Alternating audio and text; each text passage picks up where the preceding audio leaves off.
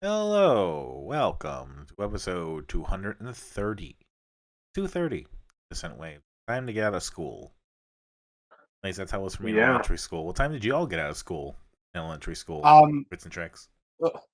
well, we don't call it elementary in Australia. Primary We have, school.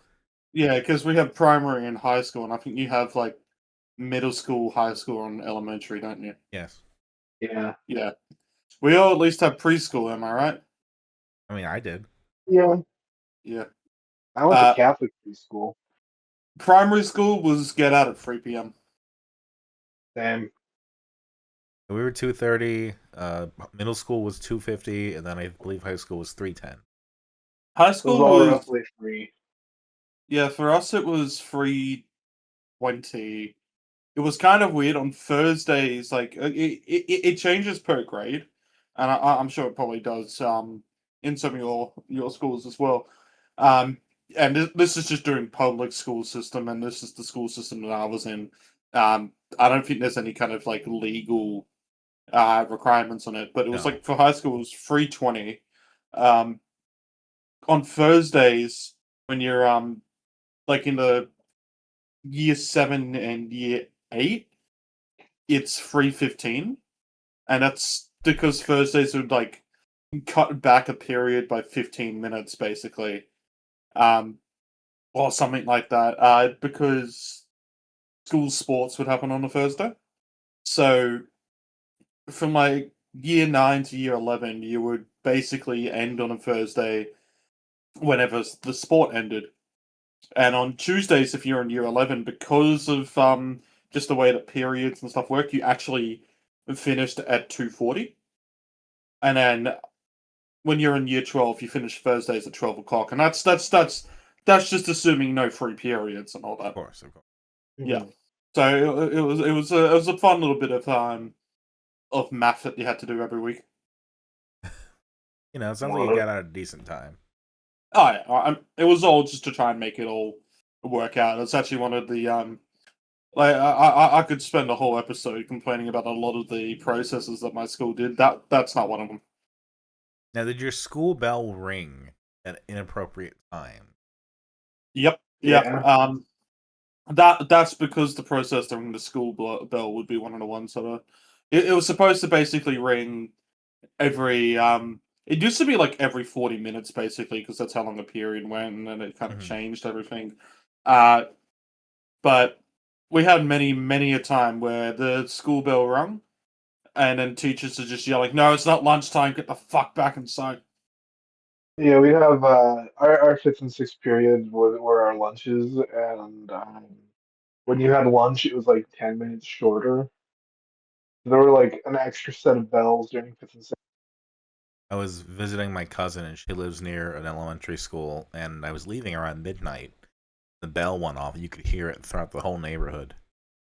That's just the fucking clock being fucky, but that's still kind of creepy.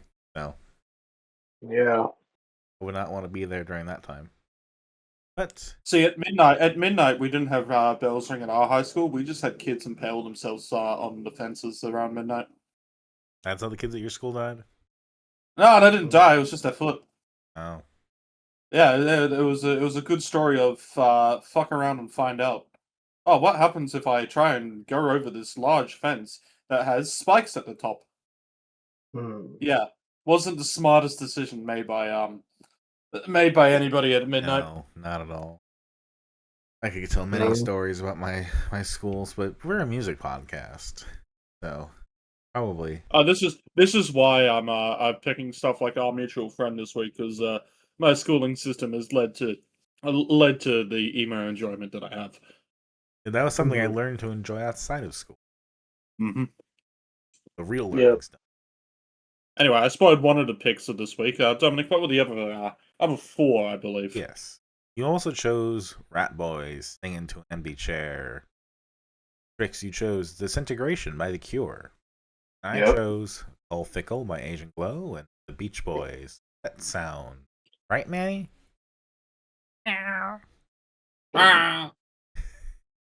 We're all trying to replicate cat sounds today. I also saw Asian Glow in concert during this played his time off, so that was great fun time. I saw our mutual friend in concert this time off. I'll probably get to that one a bit later though, because I feel like the one I do actually want to start off with is Asian Glow this week. All right, Cull Ficle, released in 2021. It was kind of, I guess, Asian Glow's kind of big shot to attention was this kind of releasing.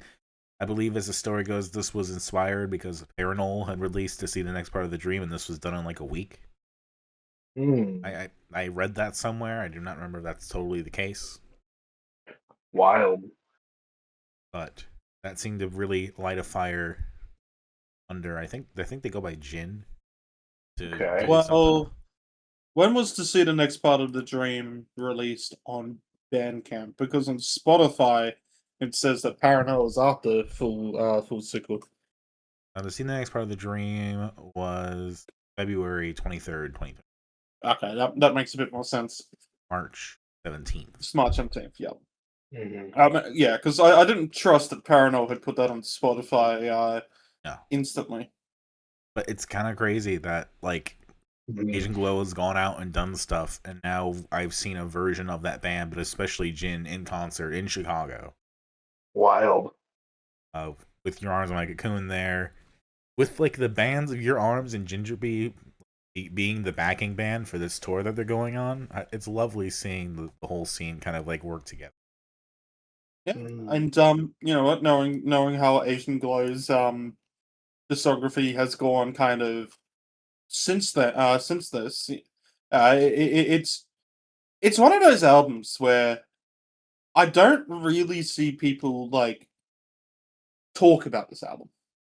No, Like it was there. It was definitely noticed. It was I can remember memes going around mostly from B McDonald during the whole like fifth wave memes, and this album art would always appear in there. So it was one of those ones where the band had was in talks. Like people were talking about the band. yes. The album had reception and like notice about it, but it just didn't really have major discussions going about it. And, you know, So- within a year, you know, there was also the contributions to the downfall of the Neon Youth. You had stuff like Paraglow start happening and Weatherglow.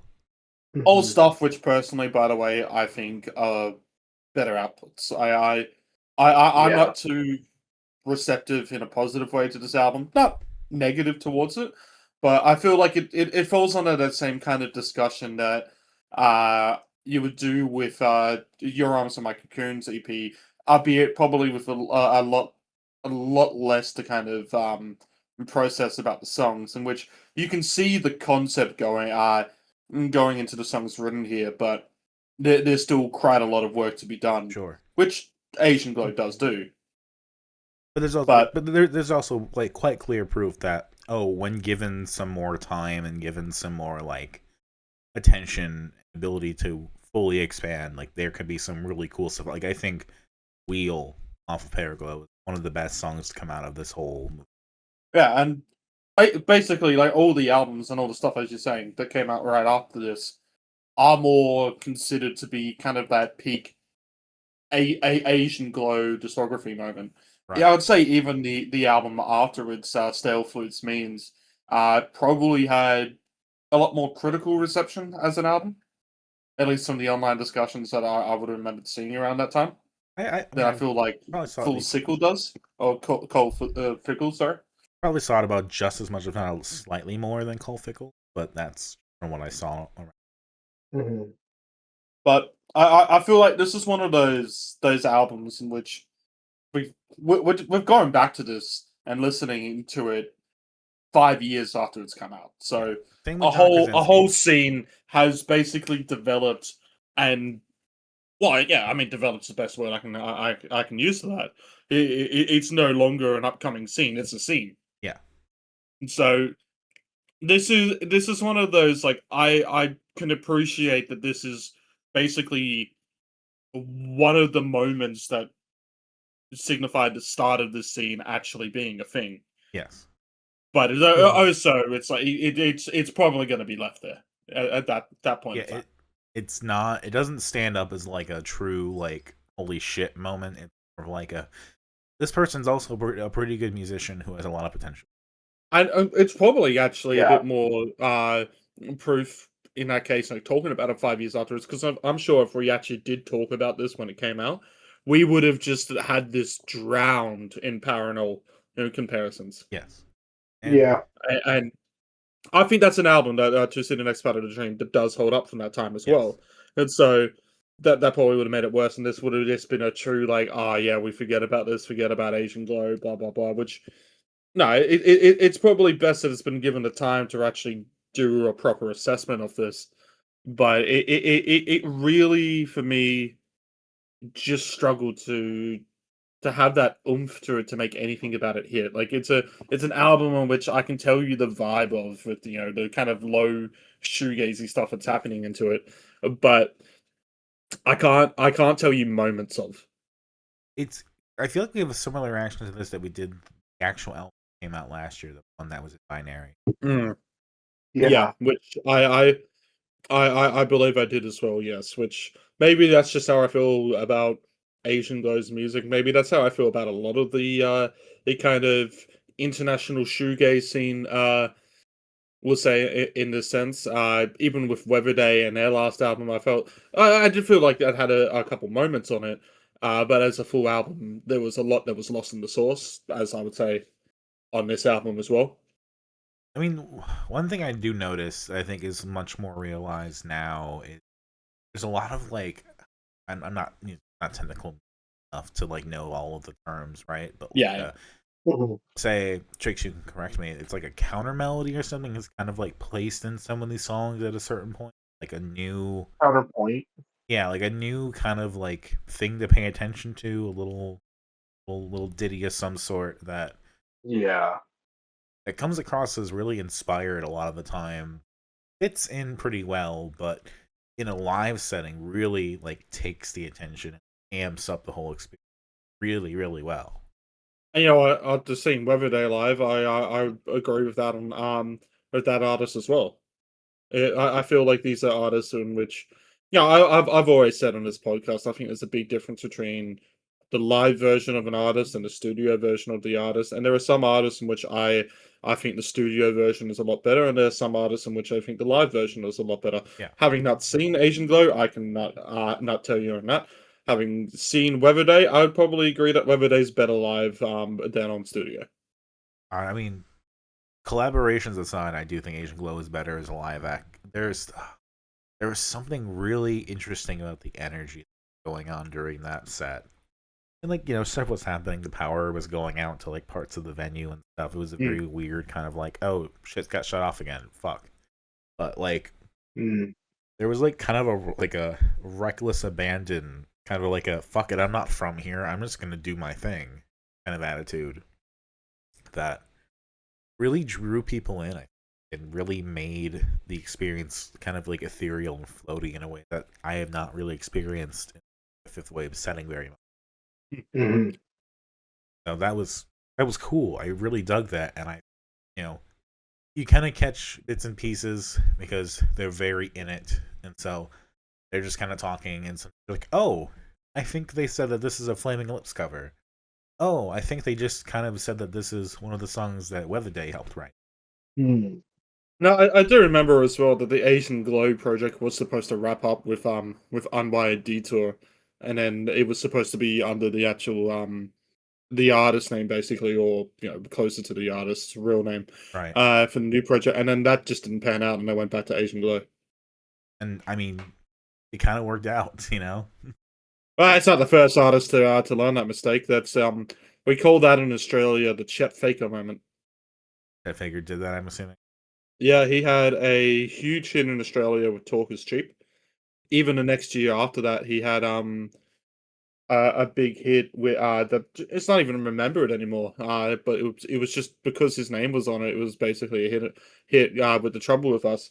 Then he changed his artist name back to his real name of Nick Murphy, and Mhm. he didn't have a hit with Nick Murphy at all. A couple years later, I think back like in 2020, he finally changes it back to Chet Faker in order to try and he gets some of that success back, which works a little bit, but he's nowhere near that level that he had in the first 10.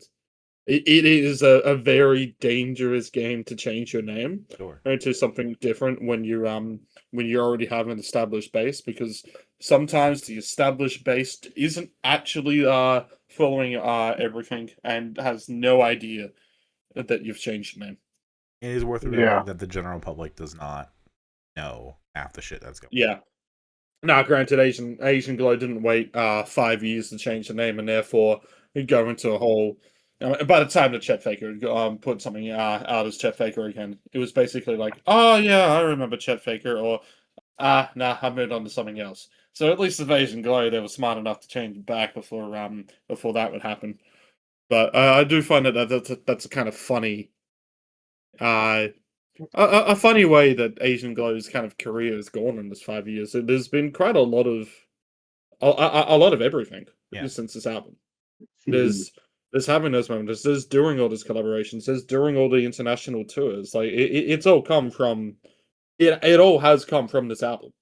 Yeah, but it's not because of this album. It's just this is where it started. Yes. I have a couple more points I want to make, but Trix, I'm curious if you have anything specific to add. Didn't super love it. It was interesting. I didn't listen to it as much as I should have. It was. I've had a week. I've been chef for the past 2 weeks and trying to figure that out. Congratulations. I can't see this being good kitchen music this anyway. Feels like it's not. It feels like it would just kind of be there and not be something you pay attention to. Yeah, it's super not good kitchen music. It's just okay. But a couple things. But it's great to see where Asian Glow has headed from this. A couple things I do want to mention. Summer 2000 was also on that show that I saw. I kind of came in late during the set, so I didn't see the full one.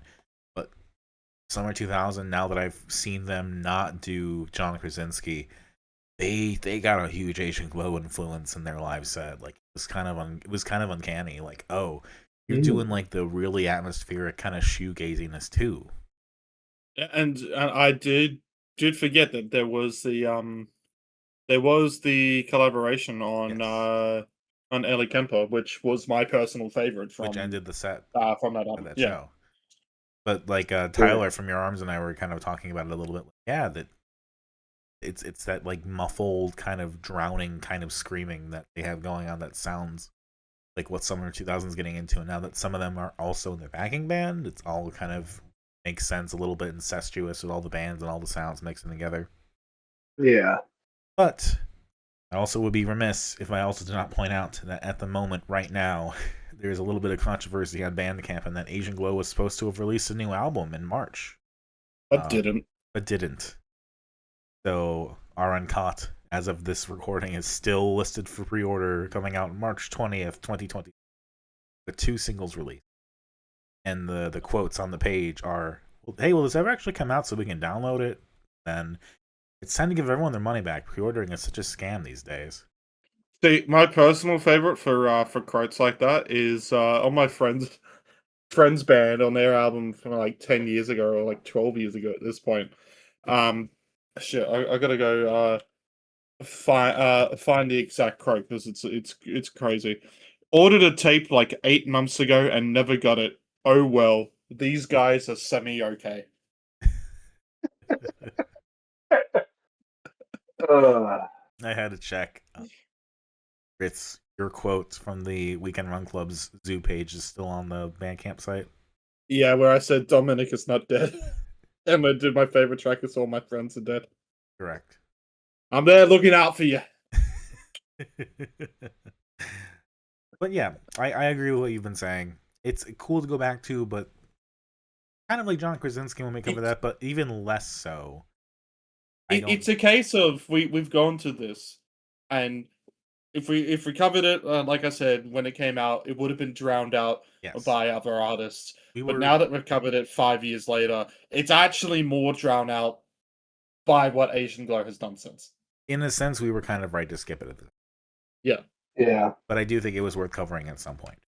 Yeah, no, I mean, at the time, it was kind of one of the big albums of this kind of whole upcoming scene.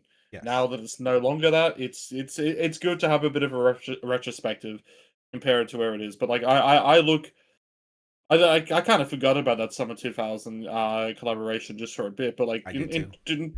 in 2023, I put that as one of my favorite songs of that year. Same with uh Kuratamaga to number 2. Sorry if I pronounced that completely incorrectly. As one of my favorite songs of that year as well. So Asian Glow appeared twice Right. that year. As you said, there's been those Paraglows. There's been the Dream Glow as well. That was another collaboration. The Downfall of the Neon Youth has been damn it, just cried a lot in the discography. Even that 2022 album, which I haven't really personally gone back to. I can still remember moments on it, like Lips, something the bracket. Titles escape me a little bit. I must apologize. And that album art will probably still remain iconic for this album art for this album, just because I remember seeing it everywhere. It is that perfect kind of like I don't want to say shit art, because I don't think it's actually like a truly bad representation or disgusting to look at, but it is a poor quality drawing It's comparingly to a lot of art. not shit art, Ritz. It's shirt art. Yeah, that's sure. Shark. So it's weird. We've definitely covered a lot of artists where they've been drowned out in the source of just the other artists that we've covered in the scene or what we've listened to on a day. But this is probably one of the few times where they've been drowned out by themselves. Right. Yeah. And, like, there was never a time, I think, for us where this would have won dominance. I don't think so. The only time I think we may have seen it differently is if we covered it before Paranormal and Home is Away. Yeah. And I don't think that one was going to happen. And that was like a brief 2-month window, maybe. Yeah. Yeah, and I mean, and those albums are kind of like why we're covering everything anyway. Right. So yeah, yes. That's the only time I really see where this would have been anything beyond what we're kind of saying now. Like, in that sense, I don't think what we're saying now is that much different from what we would have said that, except for the part where you say be a lot more parallel comparison. Yeah, would still be kind of different. Yeah. But in terms of listening to this as an album, which I haven't really talked about too much, just because I think it is quite a very it's shoegazy because it's very kind of lo-fi, and unfortunately in a way that it means that a lot of things don't get to stand out in a way that they probably should be able to, or I guess as we know now, in a way that they could be able to. We know a bit more now what Asian Glow can be capable of. Yes. It does leave this as a blender for me. I didn't really particularly come out interested in any moment from this. That being said, it's not like this is an album that lacks any redeeming quality about it. The vibe that's still given off of this, especially for what seems to be like a week of making an album, it does still come off. You can see that this wasn't made to be a trend chaser or anything like that, but more just to respect the sound that was coming up and wanting to be a part of it. Yeah. Mm-hmm. That being said, the calling blender. card for the vibe. Yeah. I would agree. It's kind of a blender. I'm a little more positive on it than that, though. What that implies, because it's a nice sound. Cheese sandwich. Just don't know if I could call. Or like I don't only know mediocre because you had a bunch of good ones. Okay. That's Cull Ficle. Another one down. Big deal with that.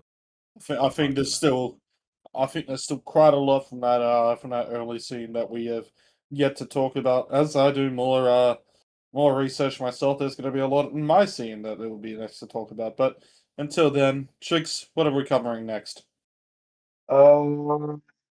Let's talk about the shorter of your two picks there, Ritz. Our mutual friend. Alright, so that time that I said would be the next time we talk about that scene, I thought it would be maybe one pick before that, but no, it is straight away. Our mutual friends, we can call them Midwest emo because they definitely had that vibe, but they're from Sydney. They're Midwest from the is a East vibe. Coast. Yeah, they're from the East Coast of Sydney. I think they're from the Shire actually. So, not really known for its emo. When was the first time I saw our mutual friend? It would have been, I think like January or something, 2025, maybe like with February, where uh I was looking for something to do before Hot Water Music. I saw something that was on at Lazy Thinking. Didn't end up seeing the headliner for that because I had to leave to get to Crowbar. But our mutual friend played for the first time there, and I'm going to be kind of like honest with myself with this one, and probably to them if they're listening. I didn't really care for that original our mutual friend sound. Um, it did not sound like what they sound like now. They kind of had a lineup change, and then instead of kind of going with the post-hardcore that they were kind of doing there, actually went a bit more Midwest emo. Like it's kind of night and day now, and I've kind of witnessed over the past year and a half the band kind of transitioning into it. So it's kind of it's been fun to watch this. I believe we covered them the end of last year, did we not? Yeah, we did with the Juno Eclipse song, which has Yeah. shared members, and it like every person in our mutual friend was on that Juno Eclipse song, whether they were in Juno VCR. Eclipse or Yeah. being featured. Yeah, Mhm. but that sound is definitely more Juno Eclipse song than it is an our mutual friend song. Sure. Yeah. Regardless of same members on that. So this is the first time kind of properly covering, and I mean they've really only had the one single out beforehand. I think a lot of the songs that they had written beforehand never eventuated into actual recordings or past a demo, I would guess.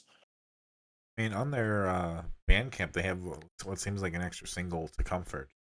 Yes, which is not a part of that early thing. That's a split that they did with In Her Palms. Uh, It's just acoustic tracks. Mm. Although I probably should have added that onto this because I personally think To Comfort's a better closer than the closer we got on this. Gotcha. Like I genuinely fuck with so much of this EP, but that closer, I I I just felt like yeah, you released a single beforehand, which I thought would have been suited better for that spot. I like the ending. I like this EP rather quite a bit. It was pretty Oh no, solid throughout. Yeah. like I say, I really enjoy the EP. The first six songs are all bangers. I like the Interesting. ending. I like the ending. Curious why that one sticks out. I don't think the doing that kind of what's it's almost tree like in a way. Or I just don't We I just do don't like think it our fits. Tree Domino. That is true from you too. Um, I don't think it suits them that well. They're a band where they like the first six songs on here all show that they can kind of conjure momentum out of nowhere, and then when they go with it, like there are some incredible songs that they've written on here. But that last song just loses it all. I know that they're trying to end up on a softer note and stuff like that, and maybe I'm spoiled by the fact that yeah, I listened to that song on that split and just figured, well, this just fits better. Hmm. I mean, I would argue that the last song being that a little bit different like that gives the whole EP a little bit of shape and dimension that it wouldn't have to kind of not Yeah. six similar sounding songs, but like they do sound a lot more similar without that seventh one kind of giving it a little bit more of an edge. Well, I feel like there's enough variation in There the first is, six there songs. is. Yeah. But showing a little bit more what you can do on your debut EP is not a bad idea. In fact, No. I'd even say like with Farewell onwards, the complaints that I have on it, like they're done well on the Feeling Remains. Yeah, I can't Mhm. disagree there either. Yes. No. I don't know. I guess I just never would have thought that would have been. That never crossed my mind. That's it, because I think the rest of this EP is incredible. I think they've gone from being a band that I was kind of like, oh, here's a bunch of young kids and doing something where you're good on them, to they fuck. Yeah. And they did it in Yeah. a year and a half. This is worth the attention, worth buying. Yeah. This is worth keeping in mind for the rest of the year. Absolutely. It's not a case of there will be songs of this EP on my playlist. There are songs of this EP that are on my playlist. Right. They have been for a while. They will remain on that. They're finally kind of shining as songwriters on this. They've made genuinely catchy moments. They're drawing a crowd now, which is always as good for any band to be drawing a crowd, full stop. But actually getting attention of the scene, like it's quite an evolution in a year and a half for any band. Yeah, that's for any band, right? But like we've seen kind of a meteoric rise in several of the kind of scenes before. So it's cool to see how quickly they come up. But like when certain bands come up, they come up quick. Yes. It's just cool to be there on the ground floor for one of them. I like seeing the way that all their vocals are coming into tracks. All three of them do have vocals at points in this album. It's Sonny and Eva, I think, are the main two vocalists that you hear, but Alex, which shout out Alex, who's in The Hound and Siphon and all that, and blah blah blah, does do some of the screaming on this as well. Like you'll be able to the kind of "You're Gone" that you hear in the chorus of the first song, "If It's All the Same to You," that's definitely an Alex scream. Right. Gotcha. Oh, what am I thinking? With my luck, I'm thinking band that's canceled. They That's do. how it be. Yeah, we're back to emo. I always think of that line. I feel like Henry Rollins the way they hate on me. No, Mouse isn't cancelled. Okay, I wasn't sure if that was Mouse or the other one. No. Mouse didn't get cancelled. No. Good. In fact, Kate, when she does Sourpuss, that actually still covers a Mouse song in there. I guess covers isn't the right word, but yeah. A little bit of Mouse feel vocals. Yeah. But that's also kind of, I think, Australian more flavor. Yeah, I think that's just the Australian accent. I didn't want to exactly say that, but that's probably you can say that. It's the Australian accent. It's not racist to go, oh, they have an Australian accent. It's not that I think it's racist. There are many... I was trying to be like, no, there must be a better the wonderful reason. exotic Chicago accent. I mean, there will be Australian artists that don't have the Australian accent because their ancestry is something different. It's how it is. Can you call me a jagoff real quick there, Domino? What's that? I mean, we covered... you call me a jagoff?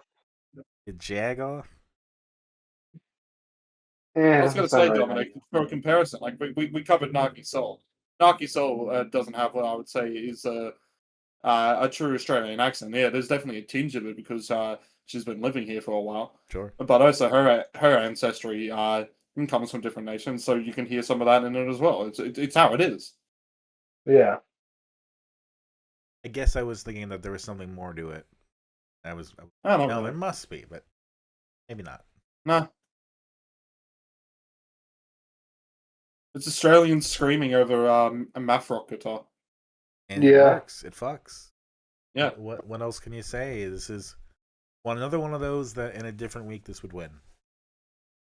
Yeah. I'm going to be completely real. I have met my quota for Australians screaming over an emo guitar riff a while ago, and I'm just kind of holding in there still. I just gotta say, Trix. Like I tried to pick a cool upcoming band from Australia to have a good go at this week, and you're just like, oh fuck it, I'm gonna pick The Cure again.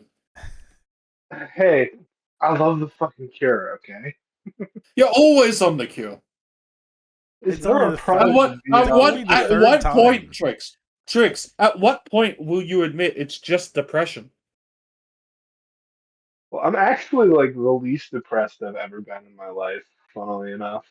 Because The Cure helped. It's The only Cure. the third time that they picked The Cure. Yeah. Sure, That's two of right. them have been this year. Sure. And she's only picking The Cure because she's run out of Shaky Graves to pick. Don't worry. Don't worry, Ritz. Next week I'm not picking Shaky Graves. I'll say that. Oh, cool. I'm already scared.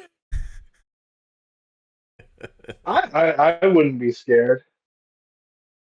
I wouldn't be scared. Anyway, going back into the EP, I did say that they had kind of gone away more from those post-hardcore roots that they had, but you can still see some of them on kind of what I'll call the second half of this EP, from Hard to Sleep to By Your Side. I will refer to Farewell onwards as the third half of this EP, where that is definitely a more kind of heavier instrumentation than the first side of this EP is.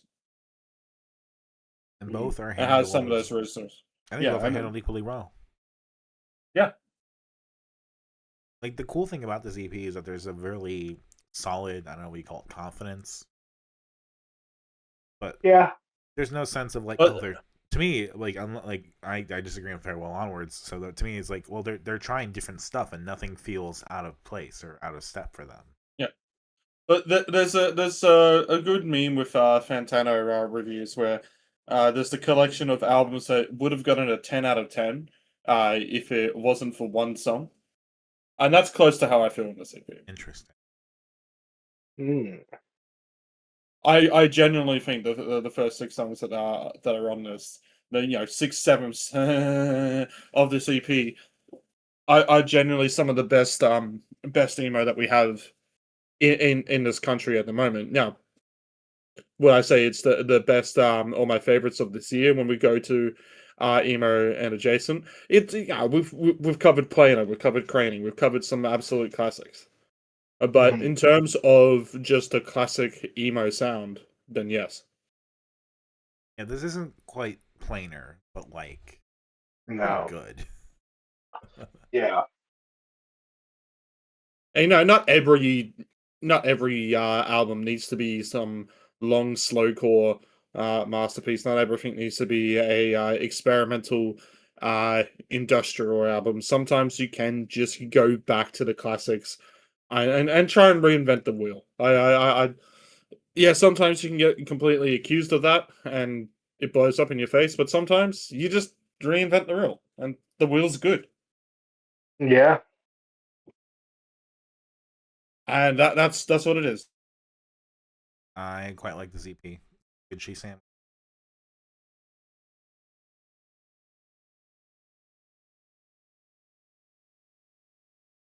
Hello. Hello.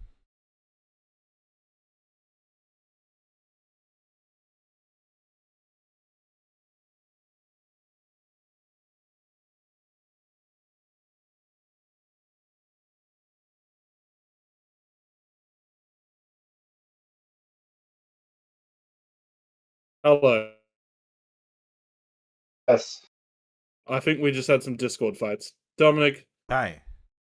Hi. I don't know what that was about. I think Discord just had a bit of a shit with us, didn't it? Yeah, it did. Dominic said it was a good cheese sandwich, and then that's... I agreed, and I heard nothing else. Yeah, I said it's a good cheese sandwich, and nothing else happened. That's fair enough. Basically, what I was saying is I kind of agree, but I do have favorites of this. It's a good cheese sandwich. Favorites are If It's All the Same to You, Dry My Tears, Happy Life, and least favorite is Farewell Onwards to No Shock. Wild. If anything, it's limited in my view because there's just albums that are better this week. So those got more of my attention.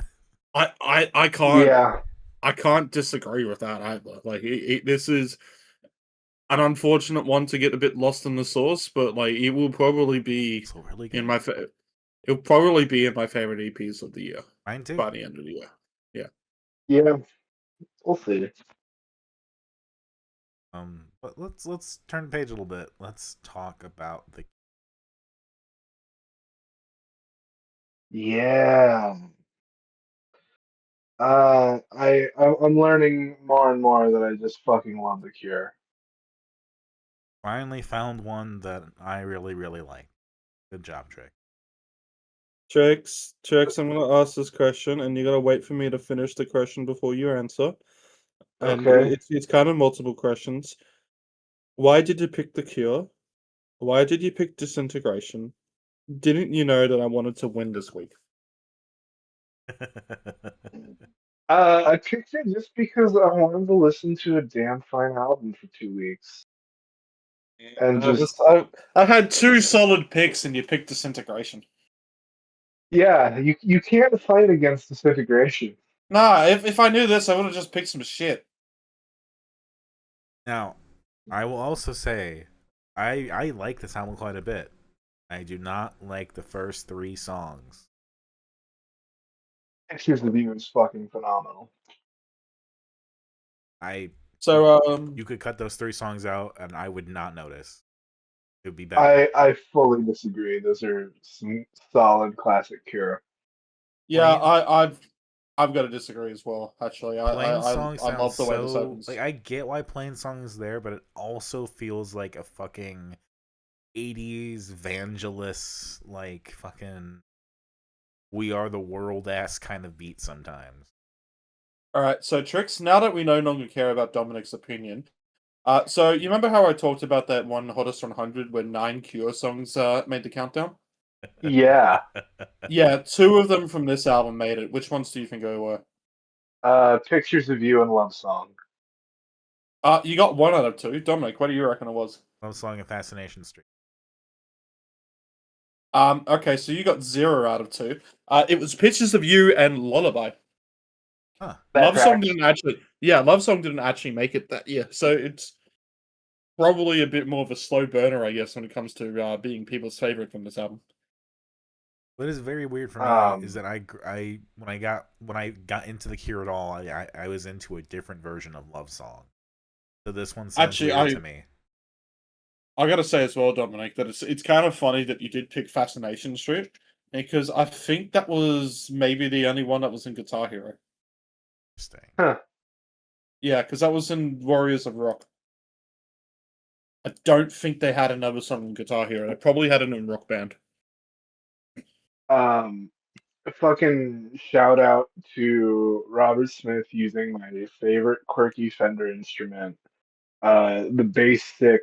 It's a bass. It's a guitar tuned like a bass essentially, and he plays it on Pictures of You and just all over this album. And it's just it adds such a lush textural element that the songs would be lacking if they didn't have that.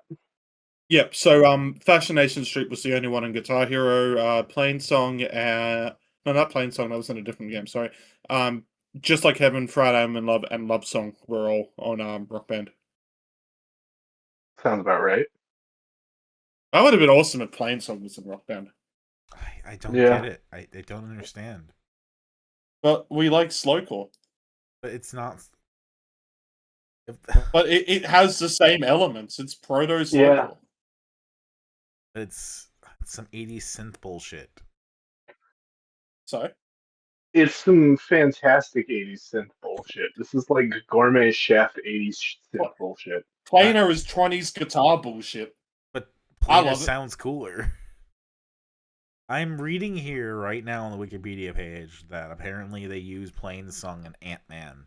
And I can imagine what that sounds like in the moment. I just want to fucking curl up in my chair and cringe. Yeah, well, don't worry about what the MCU has done, okay? If we try to let the MCU ruin everything that we love, then it wins. We can't let the MCU win, Dominic. Don't go, oh, it was used in the MCU, so it's shit. You go, oh, it was used in the MCU, so Robert Smith finally got the fucking bag.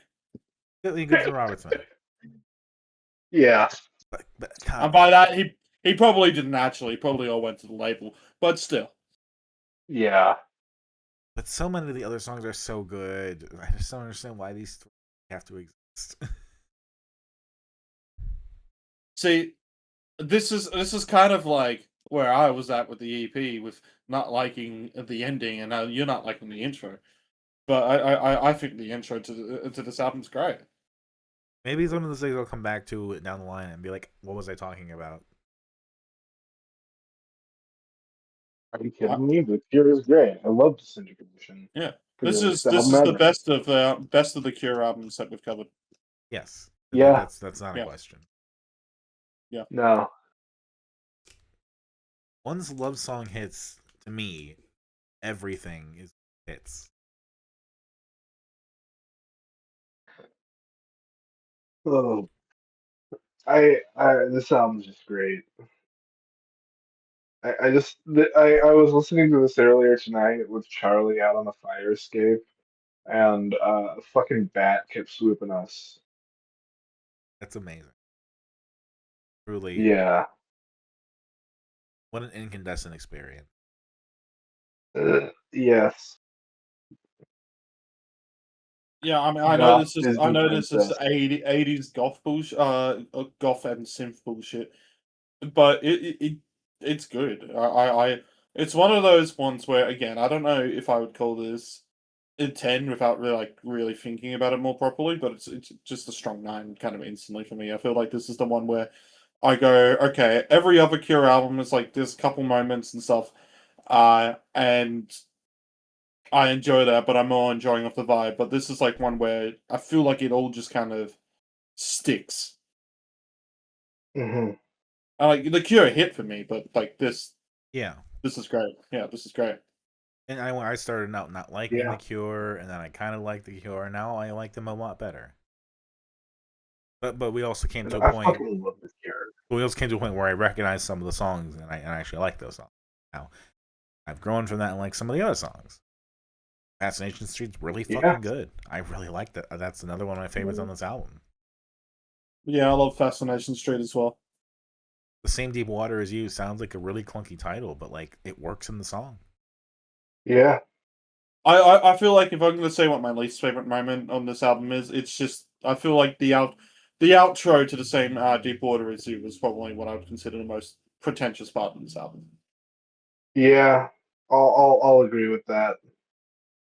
My like, other than the first 3 tracks, like the only other weird part to me, like trying to get over the fact that Love Song does not sound like the Love Song in my head. Like it doesn't sound. It's not the same version. So it sounds like this version sounds more organic, more like real and felt. Dominic, were you previously listening to Kids Bop Sings The Cure? Imagine if they did that. Imagine. We'd That would listen. actually that would go hard. Yeah, we would cover Kids Bop if they did that. Yeah. I'd love to see the lyrics to Last Dance if Kids Bop did it. Yeah. Sounds great. I like it a lot. My exceptions are noted. Otherwise, very, very good. Yep. Favorites for me, Plain Song. I do like Love Song as well. I do like Lullaby. Fascination Street's also another highlight. Least favorite is probably, unfortunately, the same Deep Water as You. I feel like that's the one. A lot of these songs can be quite stretched out, but that's the one where I feel like it just didn't justify its runtime. Yeah. I'll go favorites for me. Pictures of You, Love Song, and Lullaby. And unfortunately, my least favorite tracks And my are fucking head. Plain Song, Pictures of You, and Close Down. My favorite track is either Love Song or Fascination Street. So, Where are we moving shall we move to on now? to Ratboys? Ratboys. Well, I know I picked this one, but I stole it from you, Dominic, so I think it's only fair if you steal the introduction from me. Early in this year, I said, you know what, I'm going to follow in Ritz's path. I'm going to go to more shows. So I got out my planner. I bought some tickets online. Fuck it. I'm going to go to these shows. Out of the 4 or 5 that I picked, I went to 1 or 2. Yeah, that's how it usually works. One of the ones I missed was seeing Ratboys in Chicago. from that, knowing that they were coming, I was hoping to get to them. I was hoping to cover this at some point. So here we are. Ratboys. I picked them because I knew of them. I saw the album at Beat Disc. Decided, okay, I need to listen to this album. Let's buy it. Put it on whilst I walk, and see how I go. I picked it, so you know I like it. Yeah. Worth noting, this is actually technically our second time covering Ratboys. Yes, that's right. Yeah, they did a thing with Mike Kroll, wasn't it? Yep. And Dim Wizard X Games mode. What a time from years ago. That's such a callback. I don't even remember that. It's still in my rotation, so Yeah, this definitely has. It's probably kind of funny to do this after the Cure, because this is also an album where the songs know how to stretch themselves out, but also like some of these songs also have kind of different parts going into them as well, so it justifies that runtime. It's kind of funnily comparable in that way. And also, my favorite from this was a 2025 release, so fuck, I can't have that on my top 100 songs. hmm That's Know You Then. It was the single was released in 2025. I was kind of not. It happens. Kind of not feeling. I'll be real. You're not feeling this one. yeah. It felt. Neither of you were feeling this one. I fucking hate both of you. It's funny because it's a It's Chicago alright. band that I was, hoping to see, and that like they have some good, praise online. Like people seem to like them, but like to me, it's like you said when you introduced it that you were looking to pick Wednesday, but you didn't want to pick early Wednesdays. Pick the band that kind of sounds like Wednesday. Yep. And I feel like that's kind of their damning point. That yeah, they kind of sound like Wednesday, but they're not as good as Wednesday. Yeah. Yeah, but they're good. I like this album. Fuck you two. No, I'm starting my own podcast with Blackjack and Hookers. I mean, maybe this week we will truly be dissonant. Like For a second there, I thought Trix was about to go. Well, maybe I'll be the hooker. Nah, I'm kidding, Trix. I know you're the blackjack dealer. Yeah. I can deal from any part of the deck. Yeah. Is this I somewhere?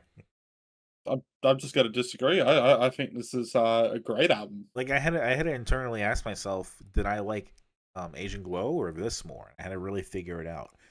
And I came to that I like Asian Glow a little bit more. Well, like I'm not saying I this don't is want to do this bad. podcast anymore. I don't want to do it anymore. This is making me cry. Sorry. Ratboys, come pick me up. Like it's not all bad. I do like, I there's a rhythm, there's a groove they get in when they get into some of the longer songs like Burn It Down, and that piece in the 100 Acre kind of, I don't know, brings it home a little bit. And there's some like country in there that's fun, but like I mean, I said before I picked this that I go a band that sounds like Wednesday, and when it comes to the country side of this, I'd agree they have some very kind of a similar kind of rhythm and structures going on. And I know Wednesday has that kind of whole like they do country, but then they do alt and buff, and that happens on this. But it is those songs where they stray away from it, where I feel like they do actually show themselves as their own thing. sure. Yeah. I mean, I guess ironically, I could probably see "Know You Then" being a Wednesday song, and that's probably one of the more alty ones on this, and that is one of my favorites off this. But there are classics where on this, like "What's Right," where it has those kind of different parts in it, and it's kind of more indie sound into it, where I feel like the comparisons just no longer make sense. Yeah. Like I feel like if I had picked this, I would have been disappointed in myself. Totally worry. fair. Don't worry, Dominic. I'm disappointed in you for you. I picked Kevin Federline. I'm not saying it's that bad, but like I'm actually I was joking about being pissed beforehand, but even bringing up Kevin Federline to this, Yeah, that one's a bit too far. that's okay. That I was actually that's fighting words. I was actually just Yeah. trolling you on that one. I'm sorry. Hey, you know what? You know what would really be cool to bring up? Kevin Federline. Yes, yeah, sure, yeah. That's. Fuck, where's the Limp Bizkit? I need to listen to that Panty song. I think you need to go to Naughty Corner for a second there, Dominic. The only reason that I'm not putting you in there is that I don't know what kind of dynamic being the dom in that situation to Dominic will have for the have an impact on our podcast for the rest of this. I'm more terrified, frankly, of you enjoying me forcing you into a naughty corner than any other of the potential outcomes of that. But regardless, just call me Thursday. I still. Yeah, regardless, I still feel like there is a punishment that should be required for bringing Kevin and Federline up. I'm just scared to commit to any of them. How about I apologize? That will work. I'm sorry. This is not bad like that. This is not a bad album. I'm not saying that at all. I know you won't. Don't worry. Yeah. But, I mean, I truly, I don't think we'll have anything else this year that can even come to the level. Like, that's basically a surefire for worst album we're going to cover this year. You know, I can't see something getting worse than that. How would I punish myself? Would that make you feel better? That will make you feel better because I know what. Ooh. Yeah, I know what you're gonna do to yourself there, Dominic. No, and you don't. I'm not gonna stop you. I'm not gonna stop you. If I'm Dominic, I got a flog you can buy. Wait. If I actually hold on. Dominic. I feel like you might be referring to the podcast instead of maybe what I was referring to by punishing yourself. Yes, I was referring to the podcast. I know what you were referring to, but I'm talking about self-flagellation on the podcast by picking something I know I will hate. No, because then I'll hate it. That's right. We're finishing the Party Rock trilogy next week with Party Rock Mansions. I know we're gonna do that eventually. That's not a threat at this point. That's just waiting for you to fulfill your promise. Yeah, we're not doing it next week. Don't worry. I'm just gonna keep holding that over you guys like sort of Damocles. I'm just gonna talk about this album because I genuinely really like this album. Please do. And let you two just shut the fuck up for the rest of my life. I feel like this is an album that it's probably its biggest flaw is at some points songs can get a bit repetitive. Like Open Up, I feel like it does take a while to get to kind of like its outro that happens for an intro song. But I feel like it's when those moments come in, it's where I really try to like appreciate the things that this album does.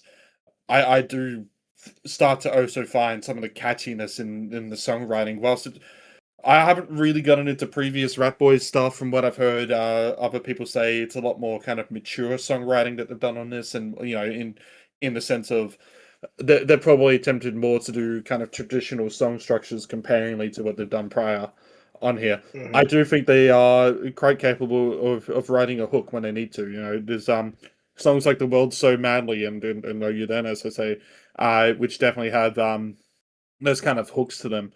I do like those slow burners on this album. Like, I just want you to know the truth. I feel like that's one that does justify its runtime. It doesn't feel like it's 8.5 minutes of the same wank opening over again. It feels like a genuine kind of progression that's happening in the song.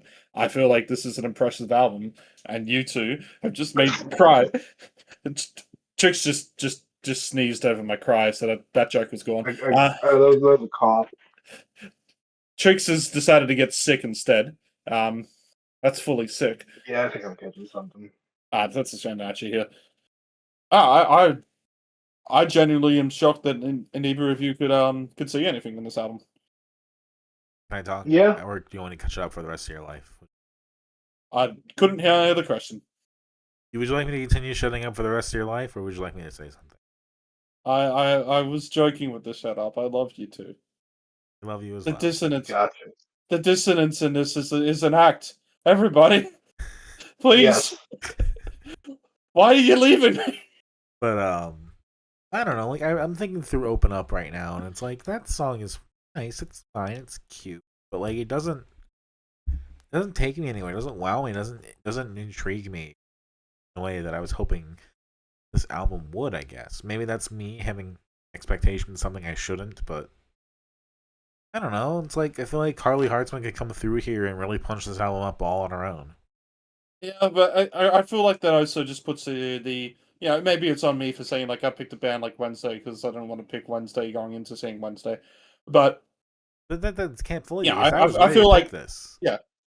Yeah, and yeah, maybe that does curse it, and you start doing those comparisons, and a lot of bands will always get drowned out by the comparisons to the contemporaries. We literally talked about that quite earlier in this episode. yes.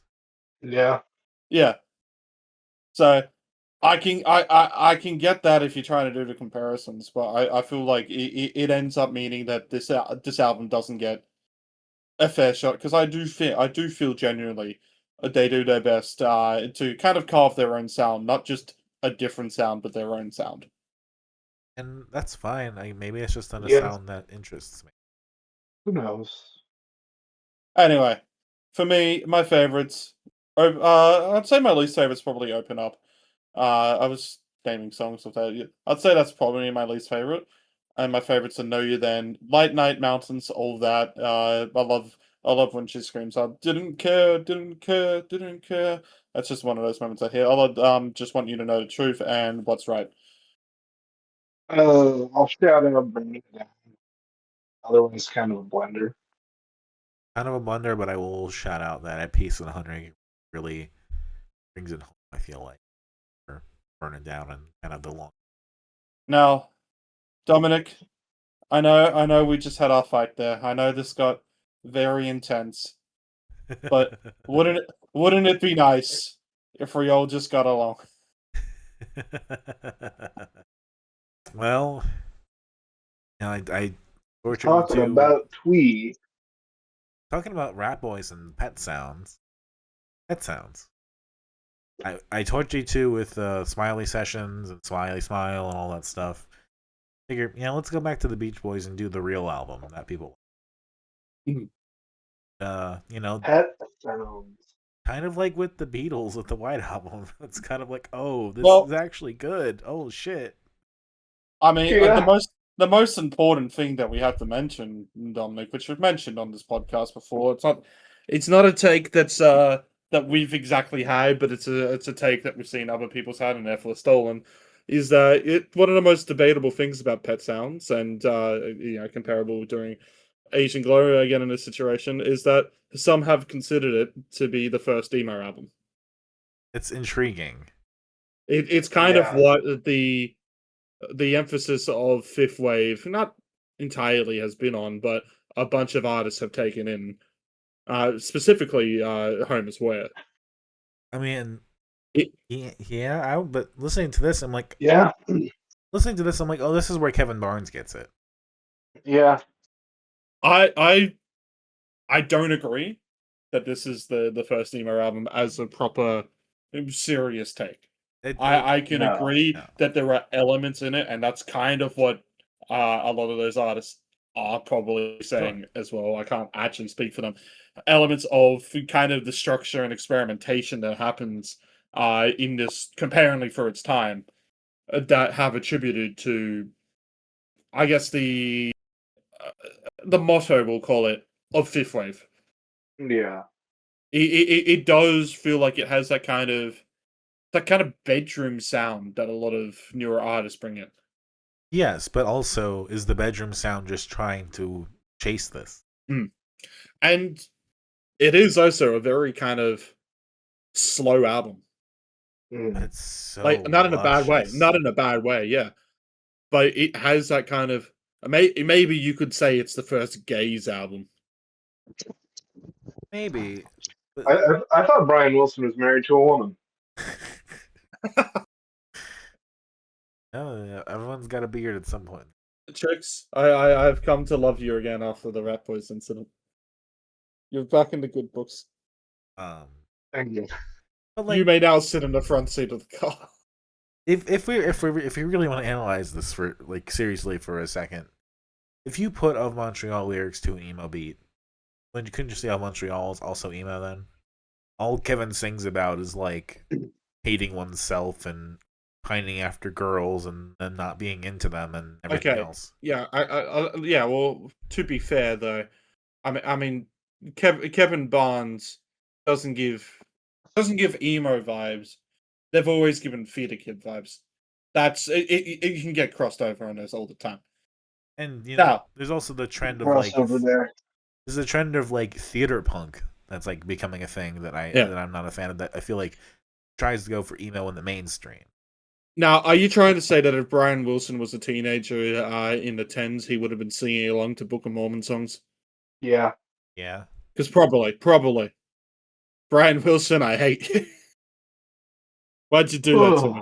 Why'd you sing Book of Mormon over this album? I mean, in serious talk, yeah, I agree. It's a very lush album, and like I feel like this is a much better come down album than Smile is. Like, yeah. It's the thing of like you hear, God only knows how many fucking times and yeah, it's like, oh my god, it actually hits here. It's in regular show. And I feel like when they're describing skips. Like, those are fun and good and all that stuff, but I think taking it out of context kind of ruins it a little bit in the sense that you hear it, you get used to it, it doesn't hold any appeal until you finally put it back in the context. And it's like, oh my god. And that's kind of this whole album is like, oh shit. Wouldn't it be nice? Similar thing. It's the opener, but actually listening to it, listening to the fucking the way the multi-track vocals and everything, the way it just comes together, should be. It sounds like it should be simple. That sounds hella Mary. Yes. Up in the chair. It just sounds so good and so simple in a way. Like, of course, the thing of like, of course you could do this. Yeah. Like, there's a simplicity to it that I think a lot of artists try to chase, and it's not. It's not actually as simple as that to make it. You just need to have the mind of Brian Wilson. And to be fair, it's a certain simplicity of its time as well, which you could probably say this wasn't really that simple for the 60s, but also kind of was, because 60s, yeah. Well, I was gonna say it's that kind of time in which, well, production isn't really like this. And so that's where its simplicity doesn't come in, but also minimalist nature wasn't also kind of like this. But also, this is one of the first albums that like used the medium of an album to tell like a somewhat of a story, kind of a emotional journey of some sort. Not just all random songs. Mm. Like there seems like there's a purpose and a cadence and a sequence to all kind of sense somewhere. Might not be as clear now as it might have been back then, but this at least seems like they're trying something. And also, like, if you remember, kind of the hits that were before this for the Beach Boys, like this isn't a breakout for the Beach Boys. This is considered the magnum opus. Yes. And those hits beforehand, like Little Deuce Coupe or Surfing USA, I don't know why one of the biggest hits of their new career didn't cross my mind. Like, neither of them fit on this. No. And same. You could say there's some cheesiness to this album. Yeah, I was gonna say you could say there's like some cheesiness to the song, or even if you think of Good Vibrations or anything like that. That's another classic, but yet none of them, even though this album kind of has that some of that classic Beach Boys sounds, none of it feels like it fits. Nothing else that we've listened to that you can remember in Beach Boys discography feels like it fits on this. No. It's funny because Wouldn't It Be Nice is one of their biggest hits as well. It is quite possibly their biggest hit. Yeah. But there's like other stuff there. There's like I Just Wasn't Made for These Times, which is such a song about like not fitting in, like literally not made for these times, yada yada yada. But there's something about it that just, if you want to go down the emo route, I guess I understand in the sense that this is emotionally honest and this is someone actually expressing something instead of just like surfing and girls and cars, and finding a way to make it sound like pop, like approachable, like something that people would want to hear. Like when we talk about like what it is. Sorry, You speak first. Like when we talk about like what is an album, what is like a great example of an album or like a near perfect album, I think this is still it. Like we talked I about mean, the White Album, this right? is one of those. Yeah, The White Album is this different, is but well. Well, I was gonna say, like, I basically just after we picked this album to cover, it turned 60 years old. yeah, It's 6 decades, and obviously there's a lot of music that would have been in the 60s and the 70s or the 50s as well that is just lost. There would have been people trying to do probably some similar styles to even what's on here or to what the Beatles have done and all that, and it's all lost. And the only things that do manage to stand the test of time are not going to recover. We're not going to recover a lot of stuff that no one knew about in the 60s and 70s. right. It's lost to time. And so you're only going to get stuff that was successful in the 60s really have a chance of surviving. But I mean, sometimes you kind of just can't disagree. You can't say, "Oh, why did this get to survive out of everything else? Why was this popular?" And it feels like genuinely like it's it's always hard to say like, "Oh, you couldn't make something like that today," and the answer is usually just because the soundscape is completely fucking different. You weren't And that it's person completely at that different time. because of stuff. Yeah. And it was different because of albums like this, which helped direct. I mean, I remember seeing Billy Cobb do a video, which was how to piss off fan bases by doing like in a short sentence or something. And he said about the Beatles being like, the Beatles weren't the only people at that time changing the shape of rock music. The Beach Boys were doing it too. They very much were. Like people talk And about they the were Beatles kind of and- doing it before they were doing it before the Beatles got popular. Sure. In America. Like they were talking about the Beatles versus like the Stones even, and I'm like, to me that's not even the comparison point. Beatles and the Beach Boys. Yeah. Like it comes in what is probably one of the biggest monuments to the sound of music. Not just of the year that it came out, but the following years and possibly even to present day. This is one of those moments. And like part of me wants to criticize that. Like this was a very specific thing done by Brian Wilson and Beach Boys, but like a very specific kind of person did this. And I get being a fan of that, wanting to chase that, but kind of like with something like Star Wars, for example. Star Wars is a very specific movie made by George Lucas. You can try to make stuff that's kind of like Star Wars. Try to make Which stuff, they did. and you can try to make stuff, inspired by Star Wars, but if you're trying to go after that directly, you're probably not going to succeed unless you can kind of capture what George Lucas was actually getting at, and that's almost impossible if you're not that person. Yeah. So I would always suggest don't try to copy it as a template.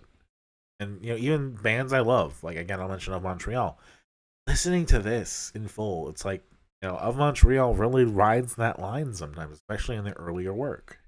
And it's also why it's good to see even artists I used to say like a famous way to compare it to the first emo album, but it's also you're going back to basically where it started and trying to find a different direction to go from it. Yeah. Like Mhm. it's pretty easy. Well, one, it's easy to say that all music has been created, and then two, it's pretty easy to go to popular stuff recently and then try and direct the scene from there. But if you feel like there's nowhere else to go, I feel like so many people forget that you can just go to the original paths and try to find another one from there. There's no harm in doing that. Like if you try to just do it again, then yes, you're probably gonna fail and be called outdated. But when you start to really kind of branch off from there, that's when you kind of started as that's the difference between being called a ripoff and a revivalist. And sure, but even then, the revivalist stuff, Mhm. sometimes it's a little bit of column A, a little bit of column B, right? Like Yeah, that is true. what I like about what we do here, right, is that like we listen to a good variety of songs and albums from different eras. We do a lot of modern stuff, of course, Mostly from me. Yeah. But especially, Trix and I trying to go back, Trix even more than me, do a lot of the other earlier stuff. And through that, we discover, some that have stood the test of time, some that haven't, some that are kind of in the middle. And I think, a lot of musicians, especially ones that are deep in it and deep into their careers, will talk about kind of going through some of these albums in the same way. Like you'll hear an artist at like a show talk about how much they love the Beach Boys or something. And that's really cool because that kind of tells you, oh, they took the time to go out and listen to that. And that was maybe something they did as a kid, but also maybe something they did as an adult, trying to understand more about music, what inspires them. Mm-hmm.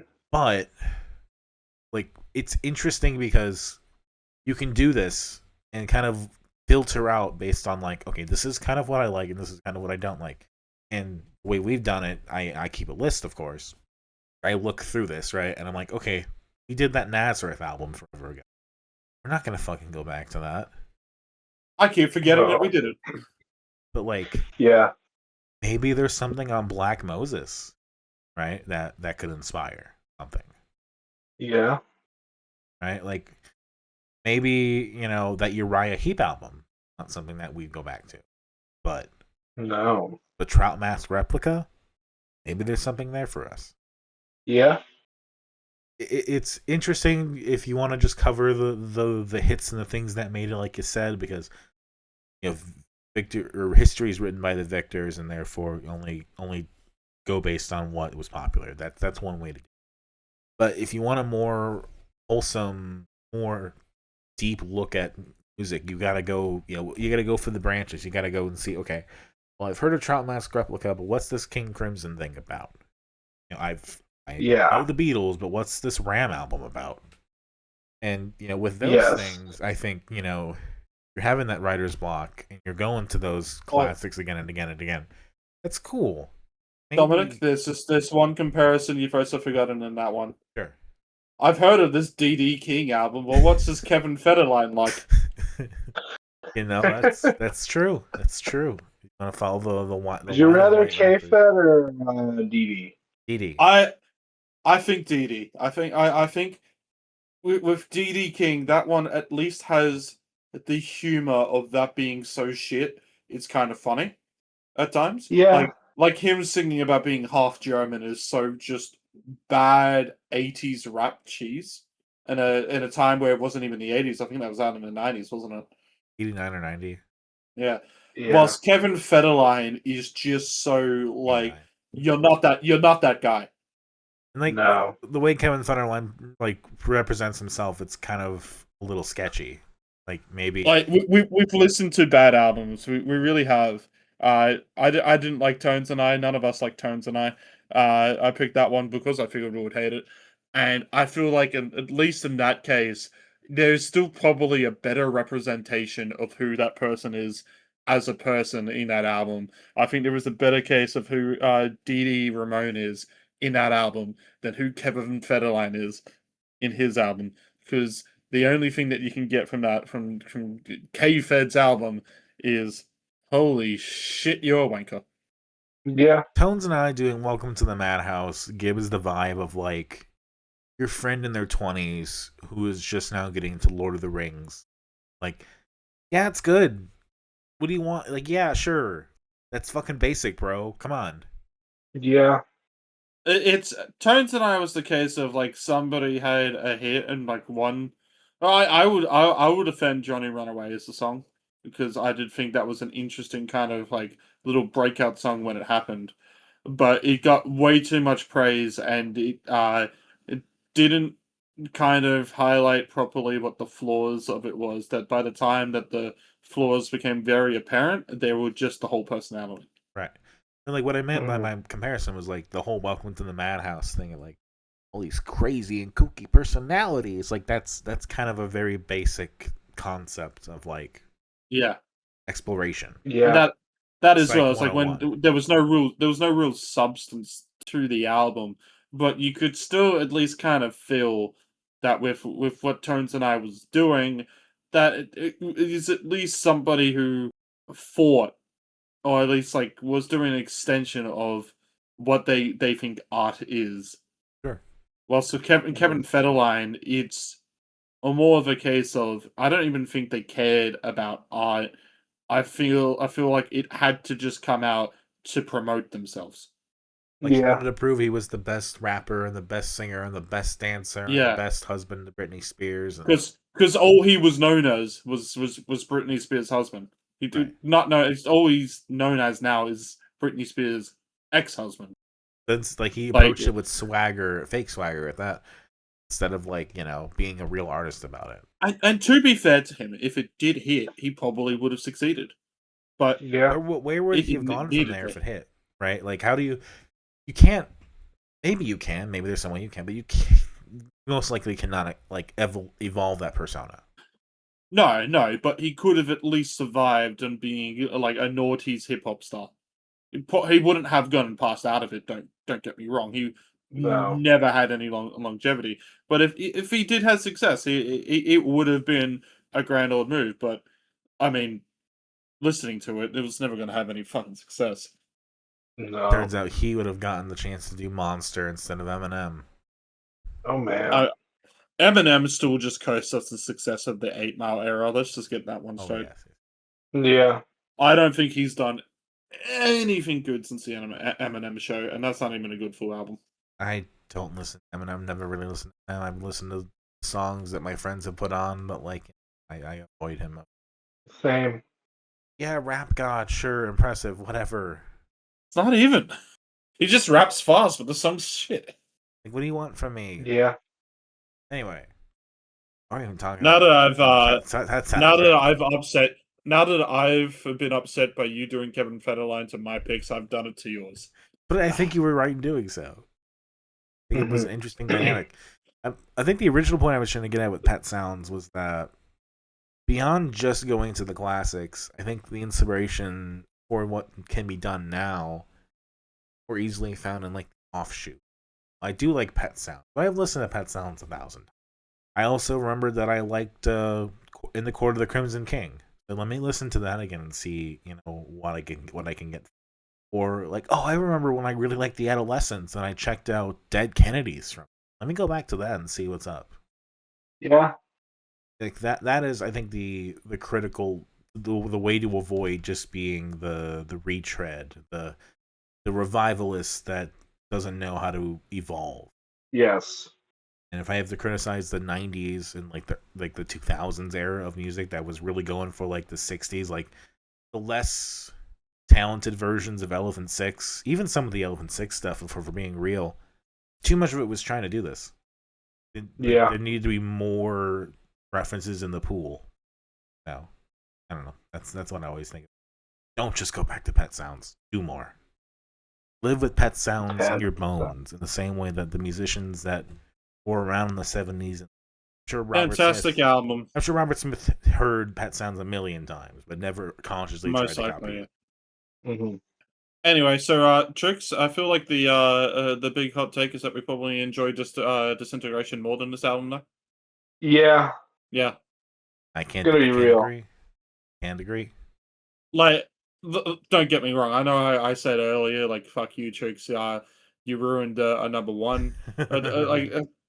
Dominic, if Trix didn't pick Disintegration, then you would have gotten a number one. And that's fine. It's how it is. I was competing against two pretty big classics. Yeah.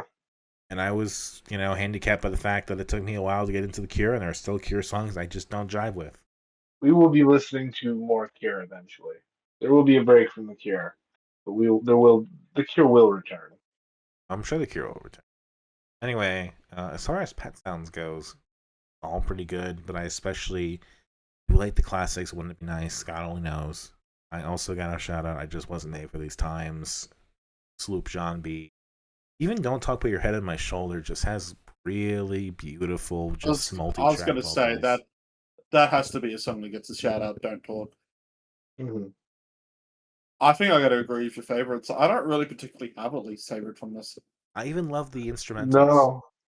I'm honestly inclined to call this a damn fine cheese sandwich. Let's Go Away for a While is such a classic 60s instrumental, just of what music was like at the time.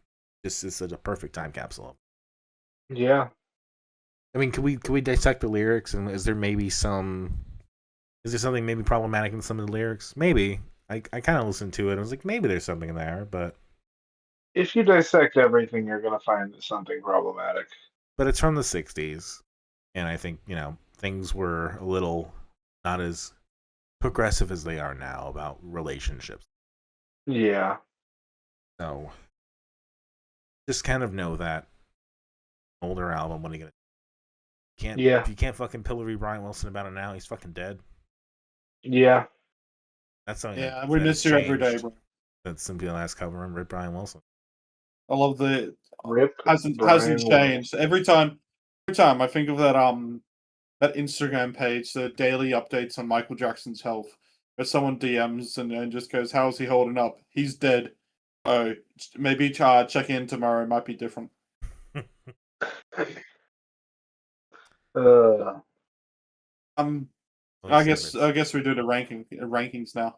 Yeah. fuck yeah, rankings. We're gonna spoil it for ourselves, but I'll go first. Ratboys at the bottom, then Asian Glow, then Our Mutual Friend, then The Cure, then top is Beach Boys. For me, Asian Glow at the bottom. I really do enjoy the Ratboys album. So it's kind of a tough one for me here. But I do think, despite really not liking the closing track of the EP, I do think the highlights of it are higher than the highs on the Ratsboy album. So I'll give Ratboys number 4 and Our Mutual Friend number 3. Number 2, Beach Boys number 1, The Cure. Uh, I think I'm gonna throw Rat Boys at the bottom, Asian Glow, Our Mutual Friend, Pet Sounds Disintegration. Well, there you have it. I almost blew up the Dissonant Waves friendship over an album that got 5, 4, and 5. If that's not dissonance to Yeah. you, I don't know what is. I'm padding for time because I forgot to do a pick, but I also forgot that to pad for time, I should be checking for a pick right now. I'm still not doing it. What is wrong with me? Well, while you do that, Ritz, I'll go first. Sure. A whole bunch of new stuff came out on Friday, but to me, there was one album that kind of rose above the top. Oh. Well, that's just fucking funny. Hi, And Trix. You left there for a There's second. just one. No, Trix was about to reveal information that would lead to the arrest of Hillary Clinton. That's yeah, that's why I cut out. Who's Yeah. about to blow her I top? have that she wiped with a cloth. What do you pick? Anything? I'm picking the new Hot Flash Sheetwave. The new Hot Flash Heatwave. They've been there with us since Butterfly episode in a 1. landslide. Butterfly in a landslide. It's time. Yeah. All right. I was looking at my short list. I tried several different ideas. I kind of settled on an album and an EP, video, whatever you want to call it. It's important, but engage with the second part how you wish. But the first part, I have been recommended this band several times by different people. So we're finally going to cover the Soviet rock band Kino.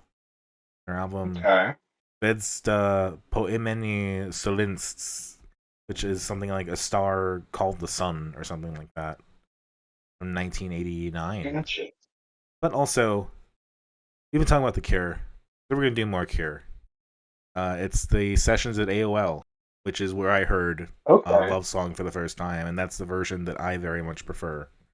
And some of their other stuff too, which, on Apple Music is just an EP that you can listen to.